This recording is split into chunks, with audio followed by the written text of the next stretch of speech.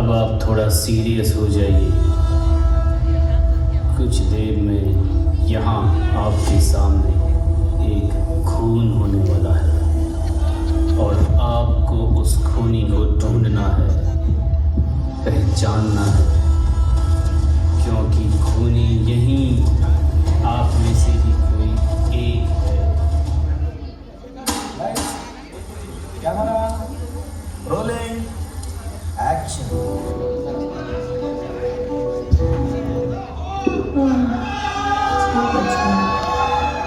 जल्दी से उठ के तैयार होके मॉर्निंग वॉक के लिए जाती हूँ। अरे देखे तो ज़रा ओटी लिस्ट में क्या है आज। 2 सिजेरियन और एक हिस्टेक्टमी। चलो ठीक है। अरे मेरी डायरी तो यहीं पड़ी रह गई। लगता है मैं डायरी लिखते लिखते ही सो गई। मेरी प्यारी डायरी।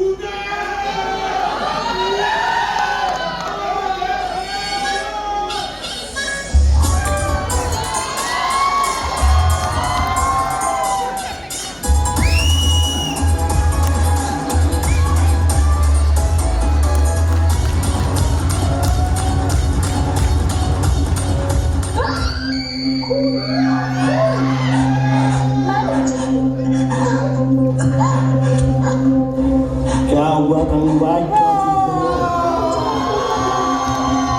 इसको बुलाओ साहब, जल्दी करो।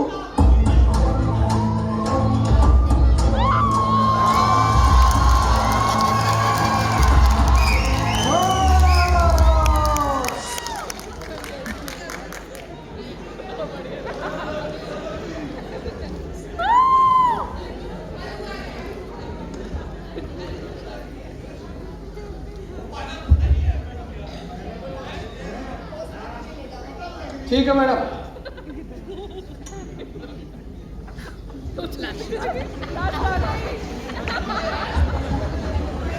जी साहब जी। जी मैडम जी। नंदू भाई, आप यहाँ कितने साल से काम करते हो?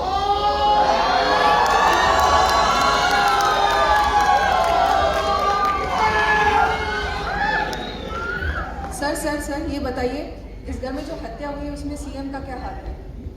ये क्या दिन रात हत्या? ये कैसी सरकार है? ये कैसे मंत्री है? बहुत ही नौटंकी सरकार है ये, एक नंबर की। ये बिल्कुल भी जायज नहीं है। हमारी सरकार होती तो ऐसा कभी नहीं होता। सीएम बुड़बक हो क्या? देश कौन चलाते हैं? सीएम और मुख्यमंत्री सभी। हमारी सरकार होती तो हर किसी को न्याय मिलता।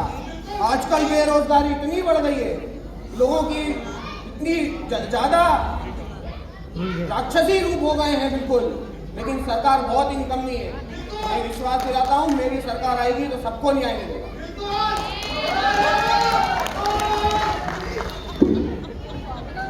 Hello hello hello CM sir. मैं सीएम बोल रहा हूँ। बोलिए क्या बात है? जय हिंद सर, मैं इंस्पेक्टर खान बोल रही हूँ। यहाँ अपोजिशन वालों ने बवाल मचा रखा है। सर ये केस बहुत उलझ रहा है, वो आपके इस्तीफे की डिमांड कर रहे हैं। देखो, इस केस को जल्दी से जल्दी सॉल्व करना बहुत जरूरी है। तुमसे नहीं होता तो दुनिया के किसी भी बेस्ट प्राइवेट डिटेक्टिव को मिल जाओ और शाम तक इसको।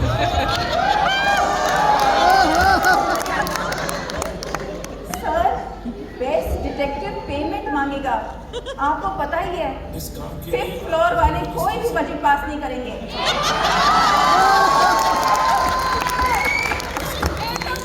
मिनिस्ट्री से और फाइनेंस मिनिस्ट्री से परमिशन मिल जाएगी। आप जल्दी से जल्दी ये काम पूरा करिए। जय हिंद सर।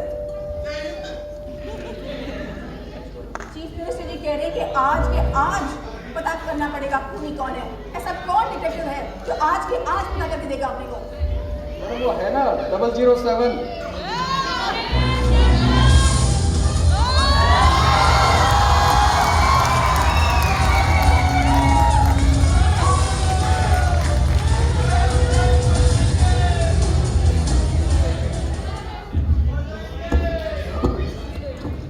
यहाँ की सीनरी देख के मैं सब समझ चुका हूँ। यहाँ पे एक खौफनाक मौत हुई है और खूनी बहुत ही शातिर है, लेकिन वो एक गलती कर बैठा है और वही गलती अपन को खूनी तक पहुंचाएगी। मिस्टर जेम्स बॉन्ड, आपको आज रात तक किसी भी कीमत में खूनी का पता करना है। Not so easy, baby. You first fulfill the papers and the prepayment. Give me my 50% advance, and then I'll start my job. आपकी फीस कितनी है बताइए? £1 million only. Chulbul, Oh God. 1 million means 10 lakhs. In £1 is 100 rupees, so 10 crore only. Oh God. यही होता है अक्सर मेरे साथ। These Indians can't afford me. यहाँ की सरकारें भामाशाह में फ्री में ऑपरेशन करवा लेती है और 6-6 महीने तक पैसे भी नहीं देती है। ये इंडियन लोग मुझे अफोर्ड कर ही नहीं सकते। मैं तो जा रहा हूँ ईरान, वहाँ के लोग मुझे बहुत पैसा देंगे। तुम लोग इनको निपट लेना। Bye bye guys. आता माझी सटकली। अरे 10 करोड़ में तो पाताल से निकल के ले आए अपन खूनी को। कोई इंडिया में नहीं है क्या? व्योमकेश बख्शी, करमचंद, कोई नहीं है क्या इंडिया में? थिंक लोकल चुलबुल, थिंक लोकल। कोई जयपुर का नहीं है क्या?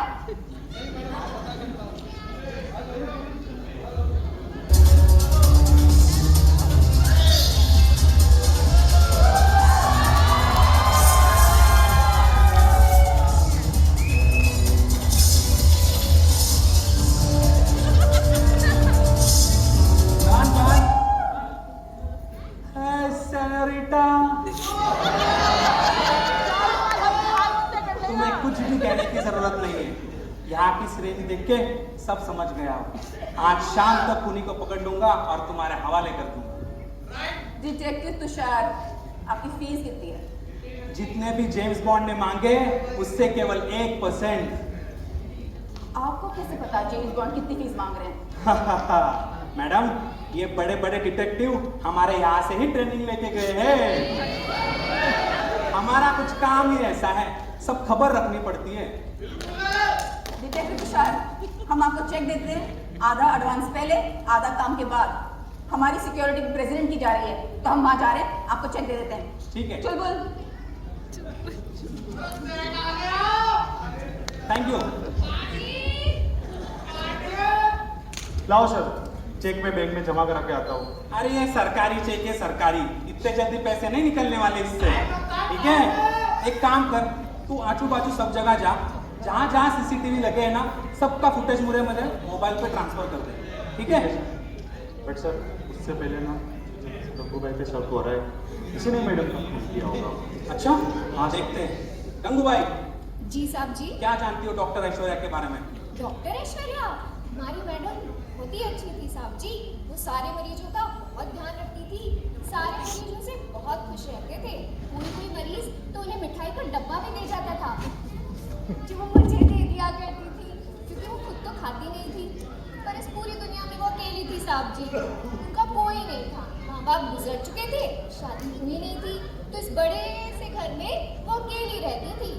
हाँ, उनकी एक ताऊ जी की बेटी जरूर है। अच्छा। जो कि यहीं पर सीएसपी में रहती है। अच्छा। वो भी डॉक्टर है।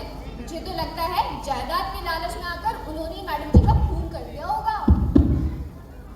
मुझे तो लगा है उसकी बहन ने खून किया होगा, उस पर भी तो शक हो रहा है मुझे। उसकी बहन ने? Yes, sir.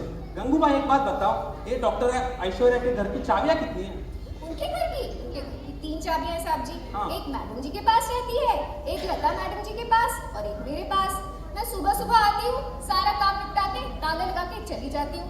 मैडम जी को जब भी टाइम मिलता था हॉस्पिटल से आती थी और खाना खा लिया करती थी। अच्छा गंगू भाई, एक काम करो, तुम डॉक्टर लता को बुलाओ। अभी बुलाती हूँ साहब जी। ठीक है।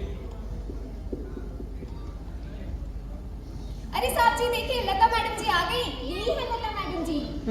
आइए मैडम। नमस्ते।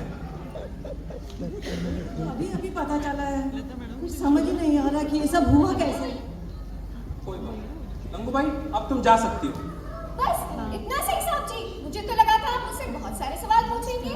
गंगू भाई, हम वो हैं जो बंद लिफाफा देख के समझ जाते हैं कि अंदर नोट कितने हैं। जी साहब जी। चाहिए तो डॉक्टर लता, डॉक्टर ऐश्वर्या के खून में आपको किसी को शक है? मुझे किसी पे शक नहीं है। वो तो इतनी दानदार थी, उससे कभी कोई दुश्मन भी उसका नहीं था। अच्छा, तो ये डॉक्टर ऐश्वर्या के बाद उनके जायदाद का वारिस कौन होगा? उन्होंने लिखा था उनके मरने के बाद में उनकी सारी जायदाद एक अनाथालय को दे दी जाए। और वो उस अनाथालय में जाती भी रहती थी। वो बच्चों के साथ में वहाँ पे खेलती थी, उनको खाना खिलाती थी। कभी कभी मैं भी उनके साथ में जाती थी, हमें वहाँ बहुत अच्छा लगता था।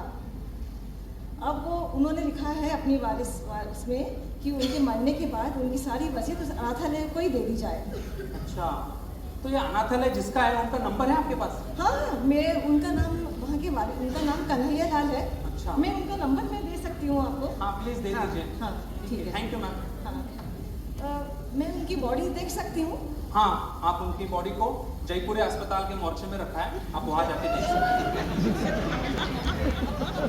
हाँ, ये कन्हैया लाल जो है उसे पैसों के चक्कर में।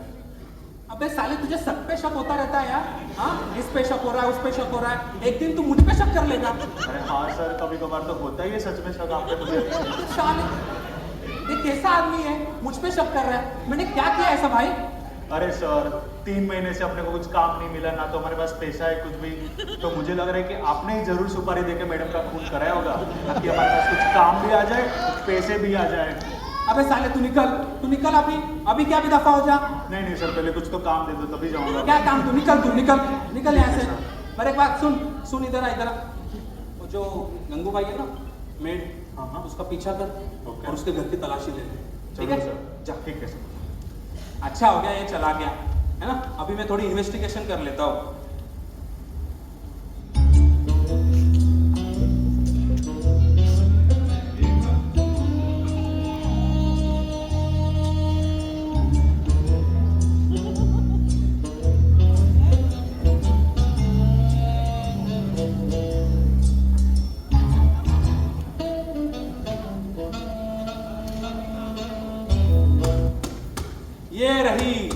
ये रही डॉक्टर ऐश्वर्या के मरने की वजह। बस अभी खूनी को ढूंढना है और जिससे खून हुआ वो वेपन।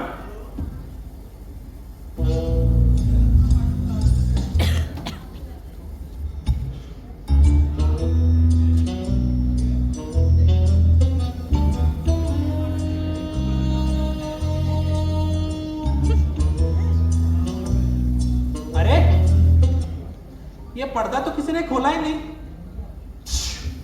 अरे आप कौन है महाशय? मेरा नाम तो जेठालाल है। मैं डॉक्टर ऐश्वर्या का पड़ोसी हूँ और मैं यहाँ पे तो 10 साल से रह रहा हूँ। जेठालाल जी, आप थोड़ा बाहर आएंगे, जरा आपसे पूछताछ करनी है। जी जरूर आ जाइए।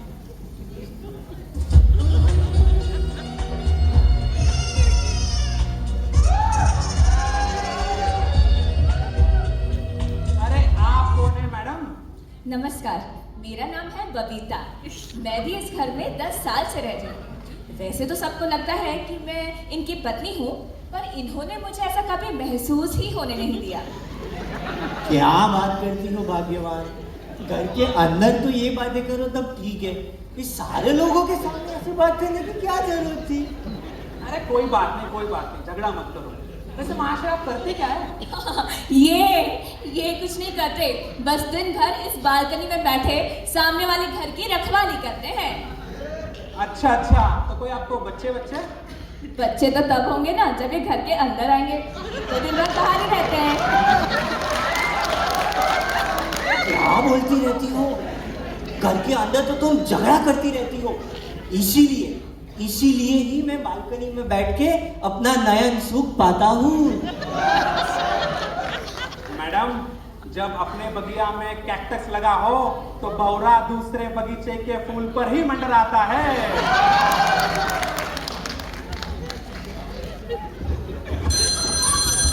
एक मिनट, फोन आ रहा है। हेलो, हाँ दया बोल। हाँ सर।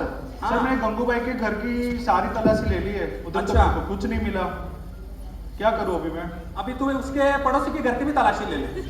हाँ सर, उसका पड़ोसी ना बहुत बड़ा दारूबाज और सुट्टेबाज है। अच्छा। मुझे तो उस पे भी शक हो रहा है, उसके घर की भी तलाशी ले लूं क्या? हाँ ले ले। और सर हाँ। गंगूबाई का एक बॉयफ्रेंड भी है डेविड करके।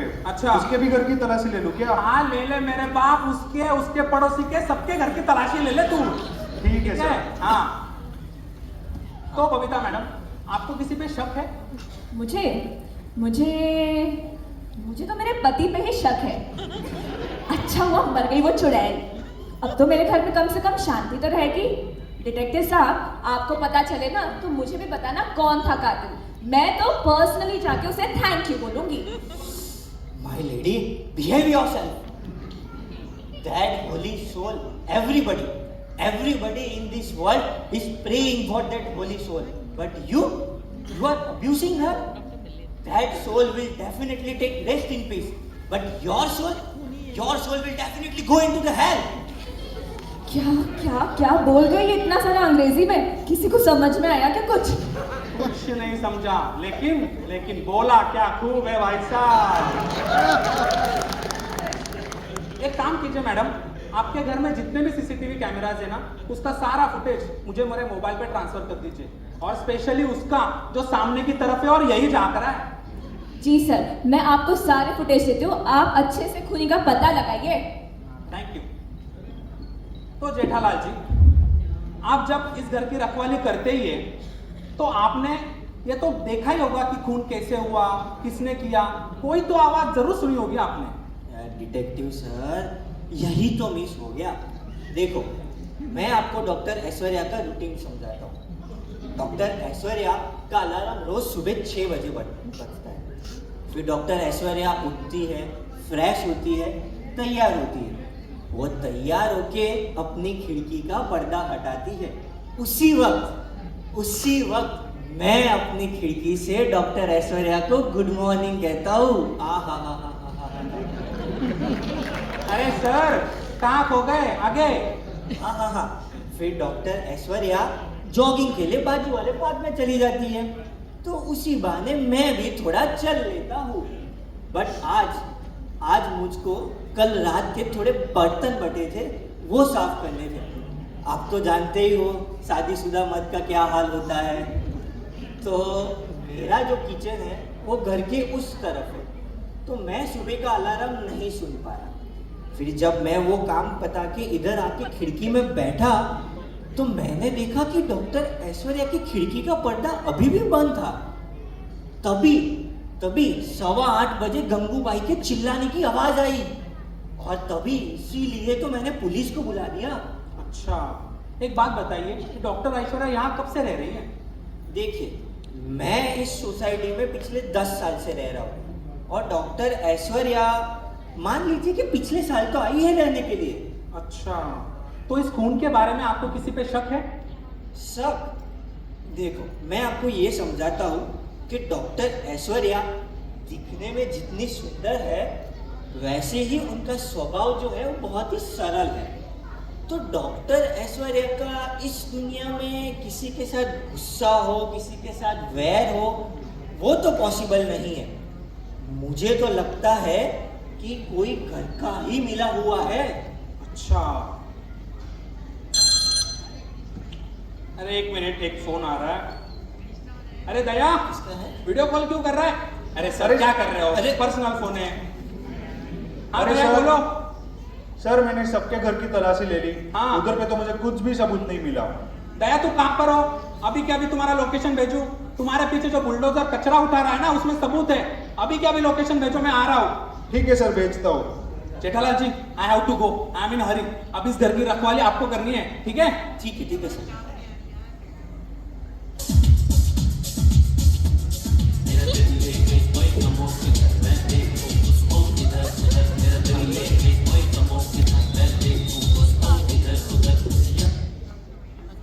जितने देखो उथे ही शुरू हो जाते हो। वल्लाह हबीबी, तुम हमारा शरीक हयात इतना हसीन जो ठहरा। डॉक्टर ऐश्वर्या कहाँ है? हमको उनसे मिलना मांगता। अरे शेख साहब, आइए अपनी तशरीफ रखिए प्लीज। शेख साहब, मुझे आपको जनाते हुए बहुत ही दुख हो रहा है कि आप डॉक्टर ऐश्वर्या से नहीं मिल पाएंगे, क्योंकि किसी ने आज सुबह ही उनका खून कर दिया है। क्या? डॉक्टर ऐश्वर्या का इंतकाल हो गया? कौन है वो खबीस का बच्चा? उसको हमारे सामने पेश करो। हम उसको दुबई लेके जाएगा, जमीन में गड़वा देगा, कुत्तों को खिला देगा। तुम हमको जानता नहीं है। अरे शेख साहब, आपको तो कौन नहीं जानता। आप 6 महीने पहले तो आए थे अपनी बीवी की डिलीवरी कराने के लिए, तो इस बार क्यों आना पड़ा आपको? इस बार हम हमारा बेगम नूरी हयात का डिलीवरी के लिए आया है। अरे शेख साहब, ऐसी तो कौन सी साइकिल है? 6 महीने पहले तो डिलीवरी हुई थी। ऐसा तो क्या जादू करते हो? बरखुरदार, ये कोई जादू नहीं है। 6 महीना पहले हम हमारा दूसरा बेबी का डिलीवरी कराने आया, अब हम हमारा तीसरा बेगम का डिलीवरी कराने आया है।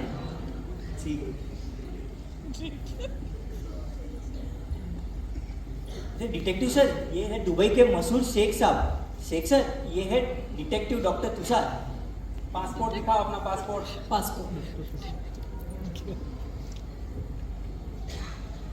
अच्छा,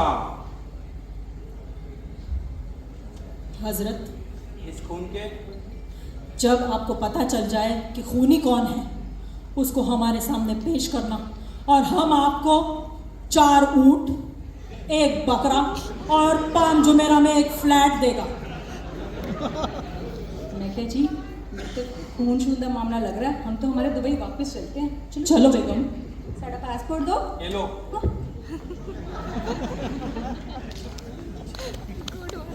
नहीं बता दो।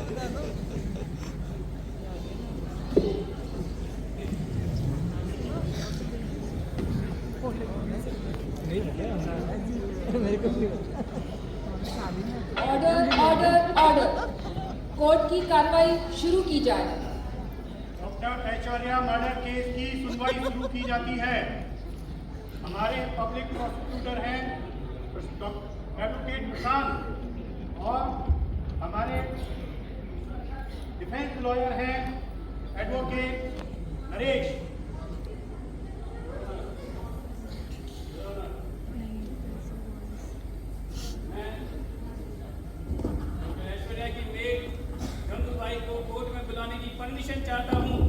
Objection your honour. Objection sustain. बताइए, क्या कहना चाहते हैं आप? मैं ये कहना चाहता हूँ कि इस केस में पुलिस ने अभी तक खूनी को पकड़ा नहीं। खूनी को पकड़ना तो दूर, उन्हें तो अभी तक ये भी नहीं पता कि मुजरिम कौन है, और हम फालतू में कोर्ट का समय जाया कर रहे हैं। बिल्कुल सही बात है। खूनी को पेश किया जाए, तभी आगे कोर्ट की कार्रवाई शुरू की जाएगी। ये रहा खूनी, जाओ उसे पकड़ के लाओ। जल्दी करो भैया, जाओ। ये डेविड ही खूनी है, पकड़ लाओ। डेविड ही खूनी है।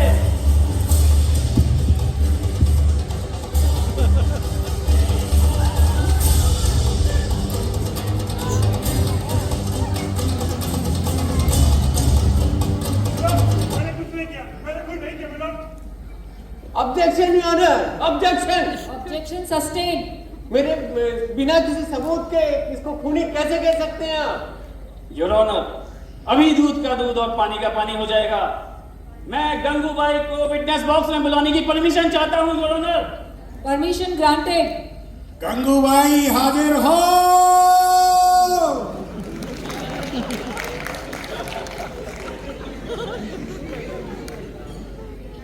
गंगूबाई। जी साहब जी। कोर्ट को बता दो तुम्हारा रोज का रूटीन क्या रहता है। साहब जी, मैं सुबह 6 बजे उठती हूँ, फिर तैयार होकर शार्प 8 बजे डॉक्टर पाटनी साहब के यहाँ खाना बनाने जाती हूँ।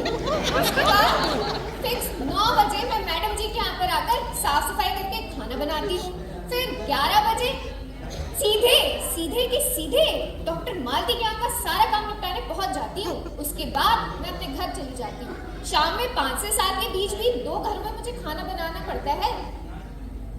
योर ऑनर, गंगूबाई झूठ बोल रही है। आज ये डॉक्टर पाटनी के घर खाना बनाने गई ही नहीं। ऑब्जेक्शन योर ऑनर, गंगूबाई को जबरदस्ती प्रेशराइज किया जा रहा है। योर ऑनर, अभी कंफर्म कर लेते हैं। डॉक्टर पाटनी, क्या ये मेड सुबह खाना बनाने आई थी आपके घर? नहीं I your honour, hence confirm, ये झूठ बोल रही है। अब अगर आगे से ये झूठ बोलेगी तो आपको इसको जेल भेजना होगा। ये लास्ट वार्निंग है आपको, अगर आप झूठ बोलेंगे तो आपको जेल में भेज दिया जाएगा। सॉरी मैडम जी, मैं घबरा गई थी। गंगूबाई जी साहब जी। क्या तुम इसको पहचानती हो? नहीं साहब जी।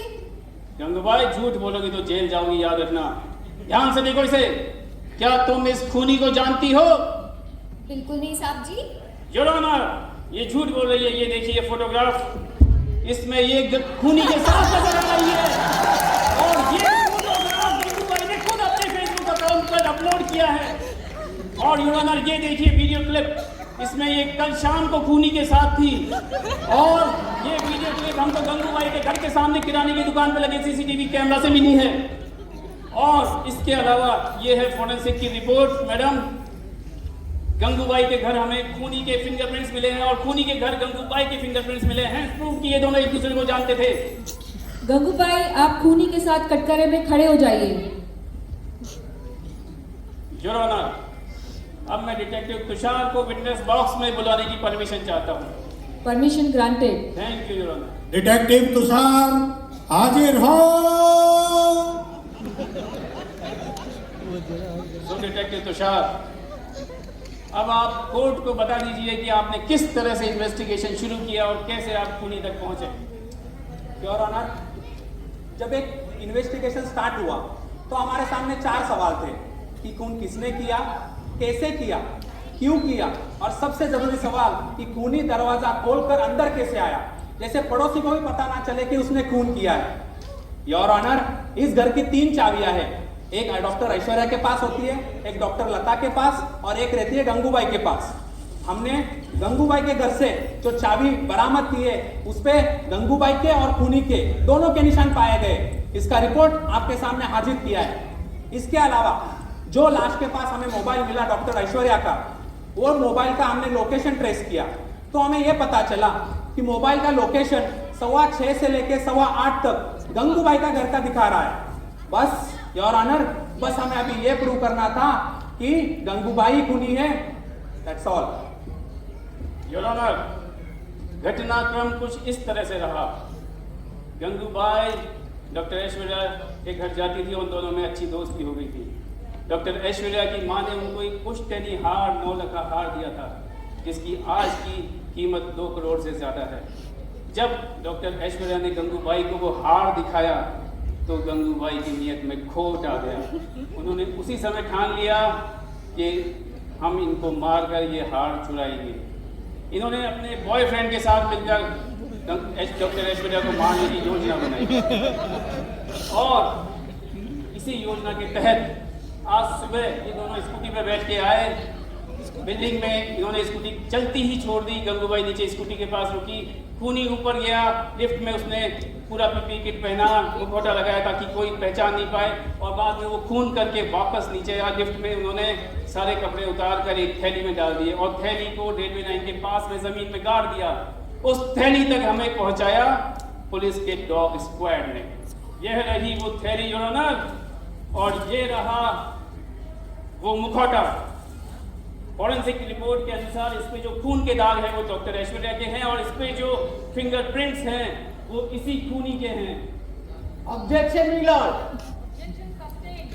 मेरे बेस्ट पब्लिक प्रोसिक्यूटर को ये तो पता होना चाहिए कि जो अपनी पीपीटी किट है उस पे कभी फिंगरप्रिंट नहीं आते, तो फिर उन्होंने फिंगरप्रिंट कहां से देख लिए? योर ऑनर, इस पर फिंगरप्रिंट नहीं है, परंतु इस पर फिंगरप्रिंट हैं खूनी के, और डॉक्टर ऐश्वर्या का खून भी इस पे लगा हुआ है। पर ऑब्जेक्शन मिलॉर्ड, मेन इस पूरे के पूरे खून में आखिर वो औजार कहाँ है? इस भानुमति के पिटारे में तो कोई औजार मिला ही नहीं, फिर कैसे कह सकते हैं कि गंगूबाई खूनी है? जवाब दीजिए डिफेंस लॉयर। मिलॉर्ड, जिस हथियार से खून किया गया वो किसी को नहीं मिलेगा, वो हथियार गायब हो चुका है, क्योंकि इन्होंने एक बर्फ के चाकू से खून किया है। और इसके घर की हमने तलाशी ली, वहाँ हमको एक डीप फ्रिज मिला जो कि 5 दिन पहले ही इसने खरीदा है। उस फ्रिज के अंदर हमें सांचे मिले हैं लोहे के, उन सांचों के अंदर इन्होंने बर्फ का चाकू बनाया। प्लानिंग बहुत ही सॉलिड थी, चाकू गायब हो जाएगा, किसी को मिलेगा नहीं, खूनी पकड़ में नहीं आएगा। और इसमें रखकर खूनी वो चाकू लेकर आया था। ये हमें झालाना के कचरे के ढेर में मिला है जो कि इसने वहाँ फेंक दिया था, और इस पर वही नंबर है जो सीसीटीवी कैमरे में हमें दिख रहा था, और इस पर खूनी के फिंगरप्रिंट्स भी हैं योर ऑनर। तो इन सब सबूतों से साबित होता है कि इन्होंने दोनों ने मिलकर खून किया है, और डॉक्टर ऐश्वर्या जो कि इस पर बहुत भरोसा करती थी, इसने उसके साथ विश्वासघात किया है योर ऑनर। इन्हें कड़ी से कड़ी सजा दी जाए। सबूतों और बयानों के आधार पर सेक्शन आईपीसी सेक्शन 302 जो कि अब बीएनएस 102 सेक्शन बना है के अनुसार अदालत गंगूबाई और डेविड को उम्र कैद की सजा देती है। The court is now adjourned.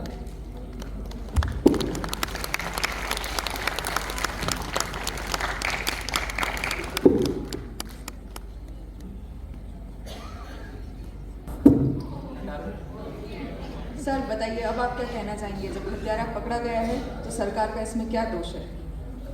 ये हत्यारा को सरकार ने थोड़ी ना पकड़ा है, यह तो बहुत कठिन परिश्रम हमारे अधिकारी पुलिसकर्मी उनकी वजह से पकड़ाया गया है। मैं ये मानता हूँ कि सरकार को बिल्कुल भी समझ नहीं है। हत्यारा शराबी था, उसकी जरूरतें पूरी कर देते तो हत्या नहीं होती। मेरी सरकार आएगी, शराब पे से टैक्स हट जाएगा, सारे क्लब और बारों को बिल्कुल 24 घंटा खोल दिया जाएगा, कोई टैक्स नहीं लगेगा। नौजवान सब खुश, देश खुश, सरकार खुश।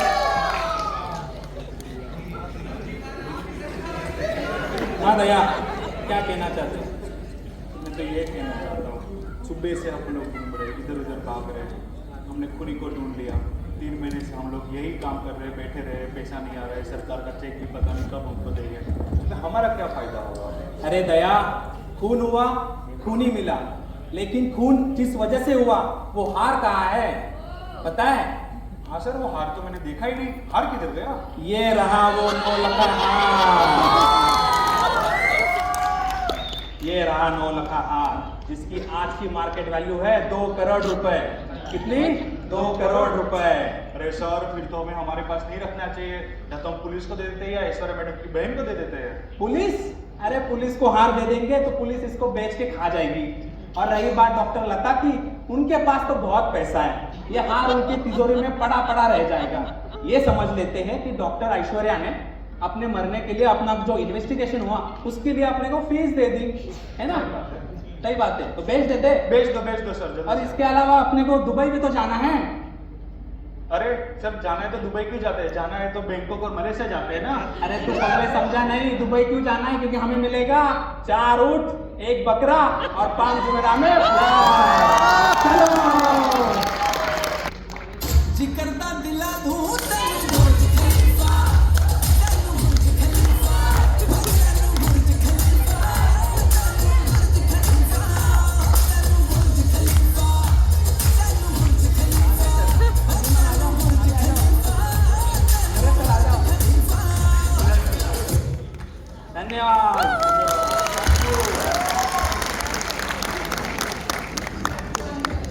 डॉक्टर